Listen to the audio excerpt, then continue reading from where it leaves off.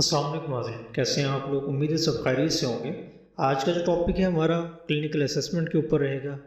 تو آج دیکھ لیتے ہیں ہماری اسکرین پہ کیا ہے کہ کلینکل اسیسمنٹ کے بارے میں کیا ڈسکس کرنے والا ہے، وہ دیکھ لیتے ہیں آج۔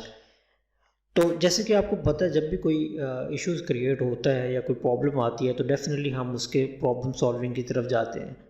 اب وہ پرابلم سالونگ کرنے اور اس کو سمجھنے کے لیے پہلے تو آپ کو پرابلم کو پتہ ہونا بہت ضروری ہوتا ہے، پھر اس کے بارے میں کہ اس کی جگہ اس کے لیے کیا کیا اسیسمنٹس کی جائیں یا کیا کیا اس کے انسٹرومنٹس یوز کیے جاتے ہیں، تو اس کو ہم لوگ اسیسمنٹ کلینکل۔ اگر ہم سائیکالوجی کے اندر بات کریں تو مسئلے کی نوعیت اور اس کی جو اسٹرکچر ہوتا ہے اس سارے کے اندر نفسیات کے اندر، تو اس کو ہم کلینکل اسیسمنٹ کہتے ہیں۔ اس کا مطلب بیسیکلی وہی ہوتا ہے۔ اسیسمنٹ سے مراد یہ، اگر آپ اسیسمنٹ کا مطلب آپ جانتے ہوں گے، آپ کی کلاس کے اندر ڈفرینٹ اسیسمنٹس ہوتی ہیں بہت ساری چیزوں کو پتہ لگانے کے لیے۔ آپ کا ایک ٹیسٹ اسکیجول بھی ہوتا ہے، آپ کا کوئز پروگرام ہو سکتے ہیں، اسائنمنٹس ہو سکتی ہیں، ٹھیک ہے، کویسچن آنسر سیشن ہو سکتے ہیں، ٹھیک ہے، پریزنٹیشنز ہو سکتی ہیں۔ تو یہ ساری یہ بھی طریقہ کار ہے اسیسمنٹس کرنے کا، وہ آپ کی ایپٹیٹیوڈ ٹیسٹ جتنے بھی ہوتے ہیں۔ تو آج ہم بات کرتے ہیں اس سب کے اندر کہ کس طرح جو نفسیات کے اندر اسیسمنٹس کی جاتی ہیں، جو بھی ڈائگنوسس جسے ہم کہہ سکتے ہیں میڈیکل ٹرمز کے اندر، وہ کیسے کیا جاتا ہے، وہ ہم نے دیکھنا ہے کتنے طریقے کے میتھڈز اس کے ہو سکتے ہیں۔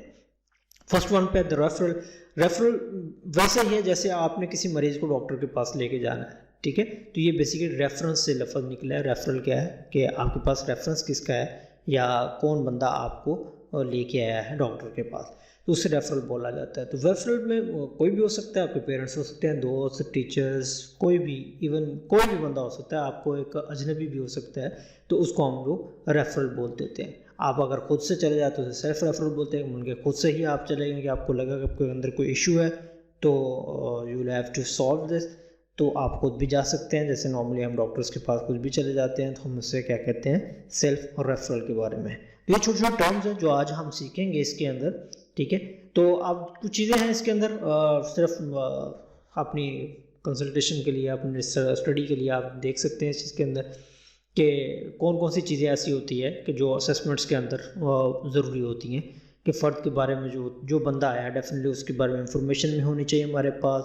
اس کے بعد کہ جو مرض ہے، جو بیماری ہے وہ کتنی پرانی ہے، ٹھیک ہے۔ اس کے بعد میں کوئی علاج اگر آپ نے کہا، اس کو ہم سمپل کہہ سکتے ہیں، آپ کی میڈیکل ہسٹری جو ہوتی ہے ایک خاص بیماری کو لے کے، جو آپ کی میڈیکل فائل ہوتی ہے اس کے اندر جتنی بھی چیزیں ہوتی ہیں وہ سارے اس میں اپنا کردار ادا کرتی ہوتی ہیں۔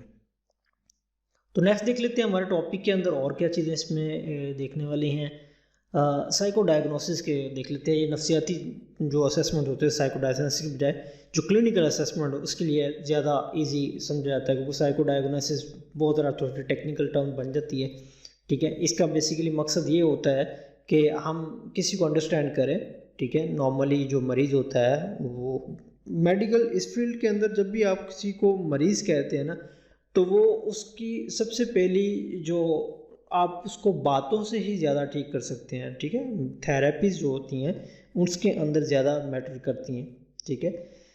تو دیکھ لیتے ہیں کہ اس اسٹیج کے پروسیس میں ہے کیا کیا چیزیں ہیں۔ تو یہ جو پروسیس کے جو مراحل ہیں یہ بیان کرنے والے بندے ہیں ٹائلر اینڈ سنڈربرگ، ٹھیک ہے۔ انہوں نے بیسیکلی 4 ڈفرینٹ اسٹیجز بتائی ہیں کہ کس کے اندر آپ کس طرح اسیسمنٹ پروسیس کو کمپلیٹ کر سکتے ہیں۔ فرسٹ ون ہے پریپریشن ہے، ٹھیک ہے۔ اس میں معالج جو ہوتا ہے مریض کے مسئلے کے بارے میں جاننے کی کوشش کرتا ہے، جو فرد مریض کو لے کر آتا ہے اس سے سوال جواب کرتا ہے، مان لیں کہ وہ انیشیل جو انکوائری ہوتی ہے وہ کرنی ہوتی ہے۔ اس کے بعد انفارمیشن آتی ہے۔ انفارمیشن آپ کو ڈیفینیٹلی پتہ ہوتا ہے کہ انفارمیشن کا کوئی نہ کوئی مطلب ہوتا ہے، یہ آپ نے ٹرمز بہت سنی ہوگی۔ یا اس میں اندر آپ دیکھتے ہیں کہ جو آبزرویشن ہوتی ہیں یا جتنی بھی جو نفسیات سائیکولوجیکل ٹیکنیکس آتی ہیں، ٹھیک ہے، اور دیگر افراد سے بھی سارا کو اس میں گفتگو وغیرہ شامل ہوتی ہے۔ اس کے بعد انالیسس آ جاتا ہے۔ انالیسس جتنی بھی آپ کو انفارمیشن ہوتی ہے اس سے آپ کسی نتیجے پر پہنچتے ہیں کہ کیا آپ کو کرنا چاہیے، تو اس کے بعد آپ پھر اس کے علاج کی طرف جانا شروع کر دیتے ہیں۔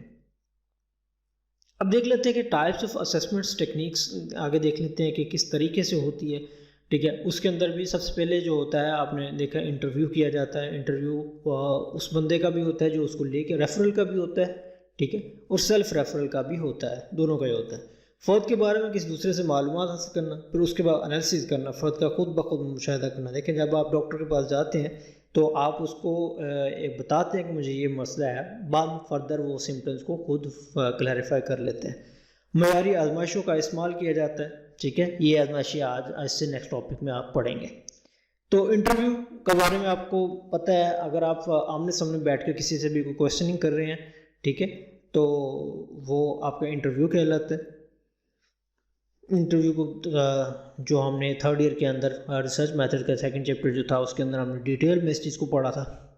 بیسیکلی انٹرویو کے اندر ہوتا کیا ہے کہ جو آپ کا کلینکل سائیکالوجسٹ ہوتا ہے وہ انٹرویو کو فرد کی اس کیفیت کو سمجھانے میں معاون کرتا ہے کہ وہ اپنے جذبات، جتنے بھی ایموشنز ہوتے ہیں، جتنے بھی ایکشنز ہوتے ہیں، اس کے اندر مطلوبہ سے مراد یہ ہوتا ہے کہ جو بھی ریکوائرڈ ہیں وہاں پر وہ چینجز آ سکیں اس کے بیہیویئر کے اندر۔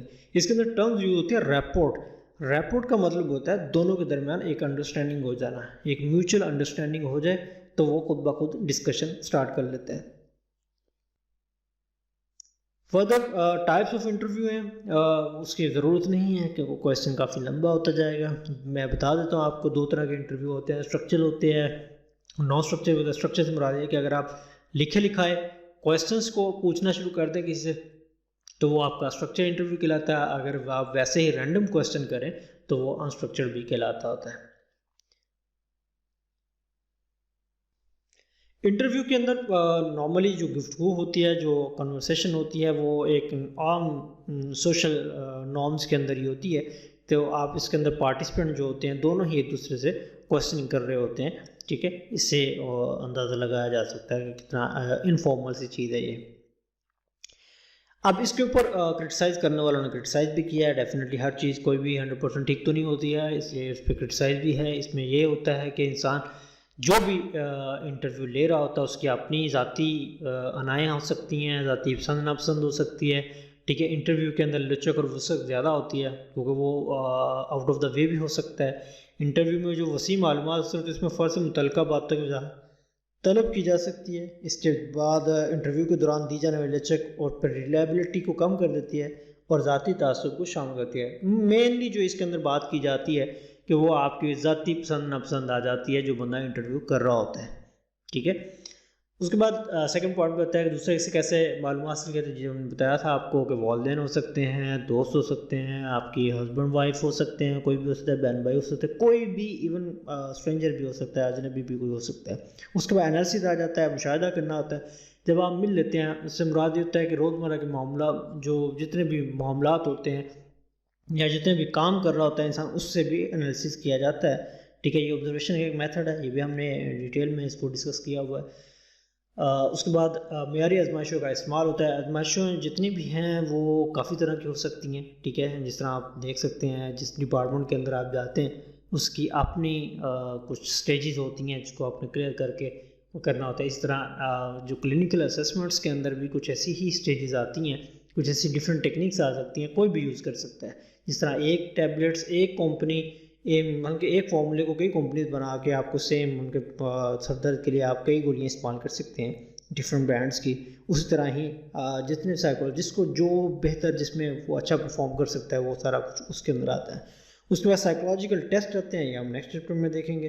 تو اپنی دعا میں یاد رکھیے گا۔ اللہ حافظ۔